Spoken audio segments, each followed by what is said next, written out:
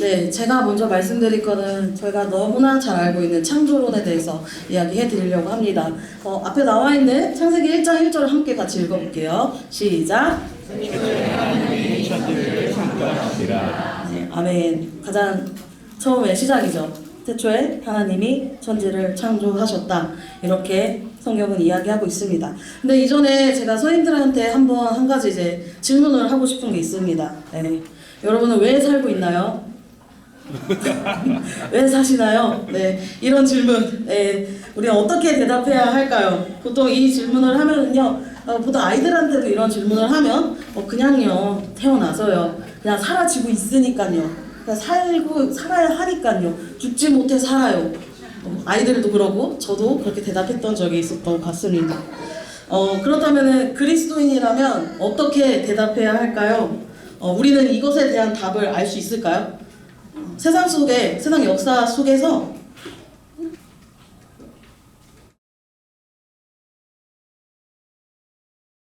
세상 역사 속에서도 많은 사람들이 이것에 대한 질문을 하고 그 답을 찾으려고 했습니다. 인간이 왜 사는가? 이 질문은 어떤 철학자만이 물어보는 것도 아니고 과학자만이 묻고 답하는 것만이 아니라 역사학자만 묻고 답하는 게 아니라 보통 사람의 물어보고 답을 합니다. 사춘기를 겪고 있는 내 자녀도 스스로에게 묻고 있는 거죠. 나는 왜 살고 있지? 나는 왜 사라지고 있지? 또 과거의 저와 여러분도 이런 지나가는 시절에 스스로에게 질문을 해봤을 거라고 제 생각합니다. 나는 왜 살고, 사람은 왜 살고, 왜 존재하는가? 그리고 이 질문에 대해서 계속 묻다 보면은 그럼 내가 사라지고 있는 이 땅은 어디서부터 시작되었는가? 라는 질문까지 나아가게 돼요. 그러니까 사람은요, 계속 그 뜻과 내가 살고 있는 뜻과 의미를 계속 찾으려고 한다라는 거예요. 그럼 이 세계는 어떻게 시작되었을까? 이것에 대한 해답을 내려주는 것, 이 질문에 대한 답을 명확하게 해주는 것이 오직 성경적 창조이다 라고 이야기할 수 있습니다. 그래서 우리는요, 여러분 5가지 핵심 문장으로 책에서 보시면은 5가지 핵심 문장으로 이에 대한 답을 좀 정리해 보려고 합니다. 그래서 첫 번째 답을 한번 같이 읽어볼게요. 1번입니다. 함께 읽겠습니다. 시작.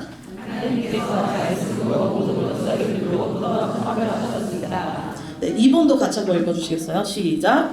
하나님께서 우주와 그 안에 있는 만물을 주시다 창조하셨습니다.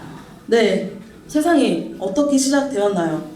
하나님께서 말씀으로 모든 것을 창조하셨어요. 그런데 그 상태가요, 처음에 아무것도 없는 상태였어요. 아무것도 없는 상태에서 하나님 말씀으로 세상이 시작되었다라고 이야기합니다. 그렇습니다. 하나님의 창조는요, 정말 아무것도 없던 상태에서 세상이 나타난 거예요. 어떤 재료가 있었고 특별한 무언가의 에너지가 있어서 거기서부터 세상이 시작된 게 아니라고 말하고 있어요. 그러니까 티끌만한 어떤 것으로부터, 단세포로부터 시작해서 시간이 흘러서 자연 발생적으로 세상이, 우주가 생긴 게 아니라고 이야기하고 있습니다. 무에서부터, 아무것도 없는 상태에서 세상이 시작되었다라고 말씀합니다. 근데 이제 현대 과학자들이 이제 우주의 시작에 대해서 이제 말하는 게 있어요. 바로 우주가요, 어떤 한 시작점에서부터, 그 시작점, 특이점이라고 하는 이 점에서부터 시간이 생기고 공간이 생기고 물질이 생긴다고 이야기해요. 그런데 어떤 특이점이 있는데, 이게 우주가 생겼는데 이 존재가 그 처음 순간에 있는 특이점인데, 이것도 어찌됐든 시작한 근거가 있어야 되는 거예요. 어떤 시작점이 있고 그 에너지의 점이 있는데 그 에너지가 어떻게 시작되었는지, 그런 특이점은 어떻게 시작되었는지는 아무도 설명해주지 않는다는 거죠. 시작점이 있어요. 그럼 그 시작된 점은 누가 만들었냐? 이에 대한 답은 해줄 수도 없다라는 거예요. 근본적으로 그 어떤 이론도요, 세상의 시작을 말해주고 있지는 않습니다. 그런데 우리는 바로 이 기원에 대해서 하나님께서 말씀으로 직접 창조하셨다라고 이야기합니다. 그래요, 여러분. 아무것도 없는 상태에서요, 뭔가가 이제 시작되었는데요, 아무것도 없는 상태에서 무언가 시작이 되려면 시작을 한 특별한 존재가 있어야 돼요. 그러니까 예를 들어서요, 어디선가 폭죽이 터졌어요. 그러면 그 폭죽이 터진 원인이 있겠죠. 그 불이 붙은 원인이 있어야 돼요. 이유 없이 폭죽은 터질 수 없습니다. 세상이 시작됐습니다. 그럼 세상이 시작된 원인이 있는 거예요. 그 원인을 발생한 어떤 존재가 반드시 있어야 된다는 거죠. 그리고 또 여러분 세상을 살펴보면은요, 우리가 살고 있는 이 세상을 살펴보면 그냥 우연히 생겨났다, 자연스럽게 생겨났다라고 말하기에는 정확하고 정밀하게 너무 잘 맞춰져 있는 것을 볼 수 있습니다. 이거를 정밀 조정이라고도 이야기하는데요. 예를 들어 이제 지구의 중력을 생각해 보면, 지구의 중력은 우리가 땅에 붙어 있게 해주는 힘이죠. 근데 이제 만약 그 중력의 힘이 조금 더 강하면 모든 물질이 다 이제 짓눌려 버려요. 그리고 별들도 다 붕괴되겠죠. 근데 반대로 조금만 더 약해도요, 우리 둥둥 떠다니면서 이 땅에 발 붓고 살아갈 수 없습니다. 이걸 이제 중력 상수라고 하더라고요. 이 중력 상수는 소수점 아래 수십 자루까지 정확하게 일치되어야 한대요. 그게 있어야 세상이 멀쩡하게 잘 돌아간다라고 얘기하는 거죠. 그런데 이걸 봤을 때 우리가 정말 세상은, 우주는 그냥 자연스럽게 어쩌다가 잘 일어났을까라고 하는 의문이 생기게 되는 거죠. 중력만이 아닙니다. 또 우리 몸을 이루고 있는 작은 알갱이들이 있는데, 그 알갱이의 크기하고 무게가 조금만 달려도 우리 몸을 구성하는 게 무너진대요. 조금만 달라도요. 우리는 존재할 수 없다라고 이야기해요. 또 별과 태양을 이루는 힘도요, 정확해가지고 그 태양의 빛을 우리가 딱 알맞게 봐줄 수 있는 것도 그 별의 행력, 빛과 별의 행력이 똑같기 때문에 우리가 존재할 수 있다라고 이야기하고 있습니다. 이렇게 정밀한 값들이 우연하게 그냥 자연스럽게 자연스럽게 나타났다라고 이야기할 수가 없다는 겁니다. 그러니까 무에서 아무것도 없는 상태에서 세상을 창조한 존재는요, 그 존재는 아무것도 없는 상태에서 우주와 세상을, 생명의 시작을 만들 수 있는 엄청난 능력이 있는 존재여야 해요. 무언가가 있다면. 그러면 그 존재는 또 정확하게 설계할 수 있는 지적인 존재여야 되고요, 이성적인 존재여야 해요. 그러면 지적이고 이성적이고 그 명확한 능력을 가질 수 있는 그 존재가 누구일까요? 우리는 바로 하나님. 하나님의 말씀으로 이렇게 세상을 창조했다라고 이야기하죠. 이렇게 하나님께서는요, 세상을, 인격적이신 하나님께서 말씀으로 직접 창조하셨어요. 하나님께서 다른 어떤 힘을 이용해서도 아니고 어떤 것을 통해서 세상을 만들지 않았습니다. 하나님의 의도에 따라, 하나님의 목적에 따라 이 세상을 창조하셨다라고 이야기해요. 이렇게 세상을 만드신 하나님께서 세 번째 함께 같이 읽어보겠습니다. 시작. 하나님께서 세상을 우리 동안 질서있게 창조하셨습니다. 쉴때 안타깝습니다. 네, 하나님이 이렇게 아무것도 없는 상태에서 세상을 창조하셨는데, 그 창조하신 하나님은 지적이시고 능력이 있으시고 인격적인 하나님이신데, 그 하나님이 창조한 세상은 그럼 어떻겠습니까? 질서가 있겠죠. 질서 있는 하나님께서 질서 있게 세상을 창조하셨어요. 바로 질서가 있다는 거는 목적이 있다라는 뜻이죠. 목적 있는 창조였어요. 그래서 우리 성경이 말씀해주는 창조는요, 무작위적이지 않습니다. 무질서한 창조가 아니에요.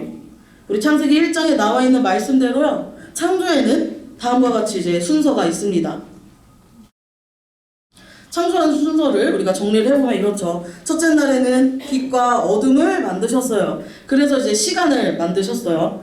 그리고 하늘과 바다를 만드셔서 비어있는 공간을 또 나누셨죠. 그리고 비어있는 공간에 육지를 만드셨어요. 이렇게 3일 동안 큰 틀을 만드셨습니다.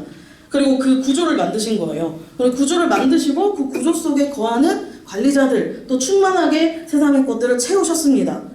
네, 하나님이 만드신, 우리가 단편적으로 봤지만 하나님의 창조의 방법이 어떤가요? 그냥 우연적으로, 자연적으로 발생하는 방식이 아니었어요. 무질서하게 그냥 만들어진 게 아니라는 거죠. 정교하게 의도를 가지고 질서를 따라 계획대로 창조하셨던 겁니다. 이 모든 창조의 방식은 우리 창조주 하나님께서 얼마나 인격적이신지 우리에게 알려주고 있어요. 그러니까 질서 있고 계획된 창조 방식은요, 우리에게 무엇을 말해주냐면 인간의 존재의 의미에 대해서 알려주는 거예요.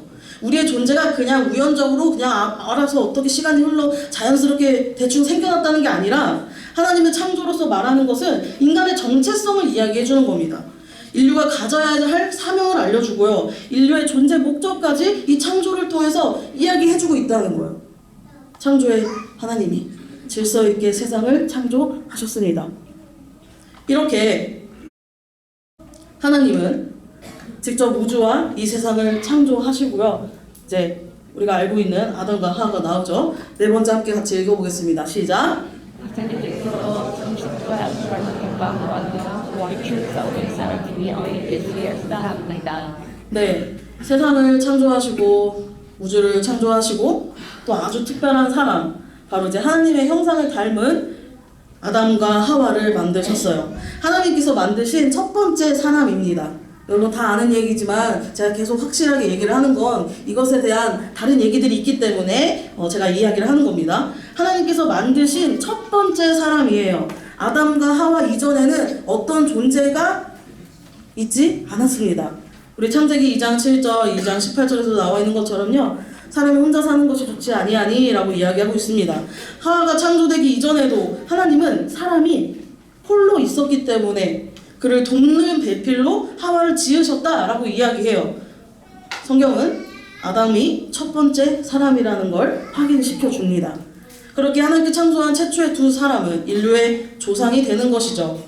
그리고 마지막으로 우리 다섯 번째 함께 읽겠습니다.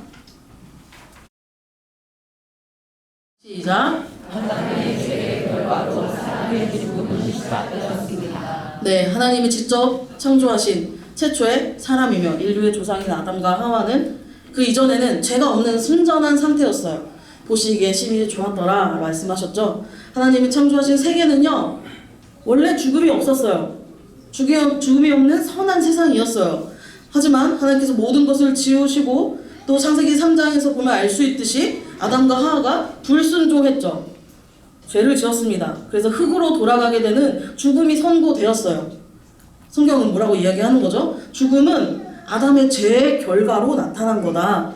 죽음은 죄의 결과이자 선한 이 세상에 들어온 침입자일 뿐이다 라고 말하고 있습니다. 하나님 만드신 창조의 어떤 일부가 죽음이 아니라는 거예요. 한 사람으로 말미암아 그 죄로 죄가 세상에 들어오고 이 죄로 사망이 들어오고 죽음이 들어오게 된 거죠. 죽음은 결코 자연적인 게 아닙니다. 죽음은 타락의 결과이고요. 본래 창조 질서에 포함되지 않는 결과이죠. 왜 우리는 죽음이 두려울까요? 왜 죽음은 우리에게 고통스럽고 부조리하게 느껴질까요? 왜 죽음은 우리가 자연스럽게 받아들이지 않게 됩니까? 그렇다면 우리는 우리가 생각했을 때 죽음은 원래 우리의 것이 아니지 않을까라고 생각해 볼 수 있습니다. 이렇듯 아담의 죄로 그 죄의 결과로 사람의 죽음이 시작되었습니다. 그리고 우리는 그 죄와 죽음을 해결할 두 번째 아담 그리스도를 기다렸던 것이죠. 바로 이렇게 세상의 창조는 아담과 하와의 죄로 또 어그러진 세상이 되었다는 것을 알 수 있습니다. 네, 우리가 너무나 어렸을 때부터 들어왔던 성경적 창조에 대해서 한번 5가지 문장으로 정리해 봤습니다. 그리고 이 정리한 기준은요, 다른 것이 아니에요. 오직 하나님께서 우리에게 주신 최종 권위인 성경으로 작성되었습니다. 창조론은 그러니 하나님이 주신 우리의 진리이자 또 우리의 존재의 의미와 목적, 그리고 이 세상에서 우리가 어떻게 살아가야 하는지 알려주는 근본적인 진리입니다.